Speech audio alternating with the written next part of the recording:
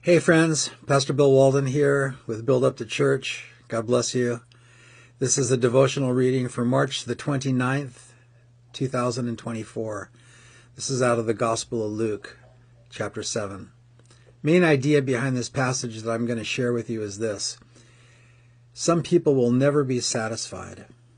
You've probably met them. You may have even been one of them at times. Hopefully not, but if you have, well, fortunately you can change. There are some people that are never satisfied, no matter what we tell them, no matter what we do for them, they're just never satisfied. I would say particularly so when it comes to Christianity. There are some people that will never be satisfied with the explanation of who Jesus was, or the veracity, the truthfulness of the Bible, the reliability, the credibility of the Bible, credibility of the person of Jesus Christ, or the Bible stories, or anything like that. They'll just never be satisfied. It's not that there's not sufficient evidence or sufficient reasonable facts or things to think about that could persuade them to believe or even help them to be fair-minded. It's just that they've made up their mind. They're just not going to accept anything about the Christian faith, including any suggestions or proclamations about Jesus Christ himself.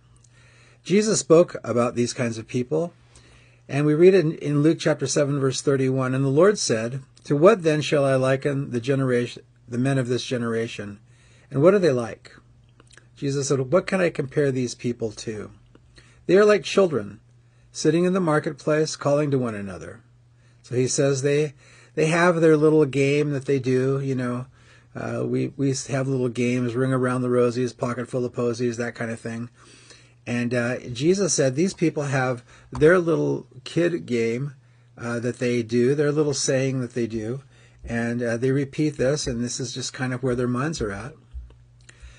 They are like children sitting in the marketplace and calling to one another, saying, "We played the flute for you, and you did not dance, and we mourned for you, and you did not weep." The idea is this: we play a happy song, and you won't respond with joy. We play a sad song, and you won't respond with sorrow. There's nothing we can do to elicit or to get a reasonable, appropriate response from you at all. And then Jesus went on to describe this and explain it. He said, "For John the Baptist came neither eating bread nor drinking wine, and you say he has a demon." So John the Baptist lived an ascetic life. He was one who denied himself of many of the pleasures of life, not insisting that anybody else needed to, but that's just how he chose to live, a very kind of restrictive life. He came neither eating bread nor drinking wine, and you say he has a demon. He's out of his mind. He's too extreme. The Son of Man, which is a title of Jesus, a favorite title that Jesus gave himself, the Son of Man has come eating and drinking. So Jesus enjoyed a good meal. He enjoyed wine, presumably, as he made some at the wedding feast in Cana, in the early chapters of the Gospel of John. The Son of Man has come eating and drinking, and you say, look, he's a glutton and a winebibber, a friend of tax collectors and sinners. So John was very simple in his life. We would say maybe like a monkish kind of life. Oh, he's demon-possessed. He's too extreme. Jesus came eating and drinking and enjoying the company of publicans, of tax collectors, of sinful people, and they say, "Oh, he's a glutton and he's a drunk." And these people would never be satisfied. Then Jesus kind of wrapped it all up in one very succinct, powerful phrase. He said, "But wisdom is justified by all her children." Now somebody might say, "I'm wise. I'm telling you John has a demon. I'm wise. I'm telling you Jesus is a glutton and a drunkard. I'm telling you I know the truth." And Jesus said, "Okay, well, we'll see."